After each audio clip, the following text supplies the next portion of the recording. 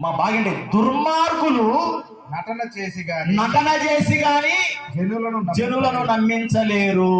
సత్పురుషునికి సరే మనం ఏం చేస్తున్నామంట? నువ్వు నటన చేస్తున్నావంటే నువ్వు ఏదో దుర్మార్గ పని చేస్తున్నావు అని అర్థం.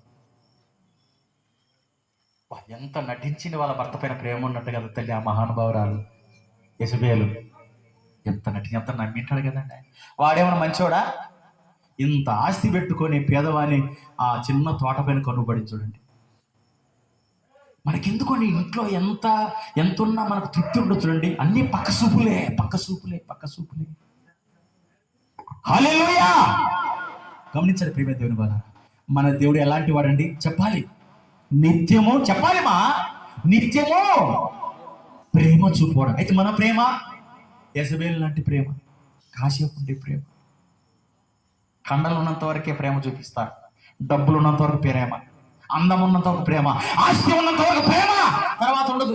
అది నీకు ఏదైనా మనసులో పడేవనుకో అప్పుడు కనపడుతుంది నీకు ప్రేమ ఉందా లేదా అని.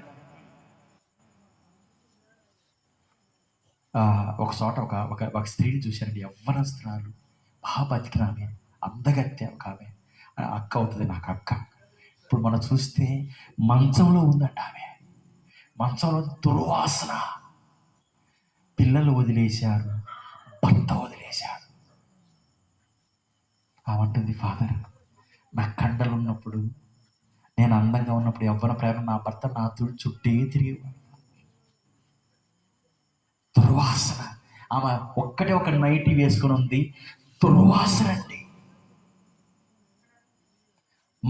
ఒక్క విషయం చెప్తున్నాను, దేవుడు నీతో మాట్లాడుతున్నాడు రాత్రికాల సమయంలో. ఒకవేళ నీ భర్త పైన, భార్య పైన, పిల్లల పైన యేసయ్య లాంటి ప్రేమను కలిగి ఉండకపోతే ఈరోజు నువ్వు ప్రేమను కలిగి ఉంటావు. నేను చెప్తున్నాను కదా, దుర్మార్గుని దేవుడు ఏం చేస్తాడు? ఖచ్చితంగా భయంకరంగా శిక్షిస్తాడు. దానికి యెజబెలే సాక్షి. అందుకేనేమో మన ఇంట్లో చాలా మంది సమాధానం లేదు చూడండి. ఇప్పుడు శిక్షిస్తున్నాడేమో, మన బిడ్డలు బాగుపడడం లేదు, మనం బాగుపడడం లేదు అని బాధపడద్దండి. అందుకు చెప్పట్లేదు నేను. ఎవరైతే ఇలాంటి పాపంలో ఉన్నారు, హృదయం లేని వారిగా ప్రవర్తిస్తున్నారు, ప్రేమ లేని వారిగా ప్రవర్తిస్తున్నారు, యెజబెల్లాగా ప్రవర్తిస్తున్నారు, దేవుడు వాళ్ళతో మాట్లాడుతున్నాడు. జాగ్రత్త.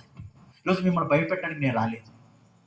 మీరు హృదయాన్ని మార్చుకొని యేసయ్య హృదయంలాగా మీ హృదయం చేసుకోవాలని నేను ఈ విషయాలు చెప్తున్నా. హల్లెలూయా. అందరు లేచి నిల్చోండి, చిన్న ప్రార్థన చేసుకుందాం.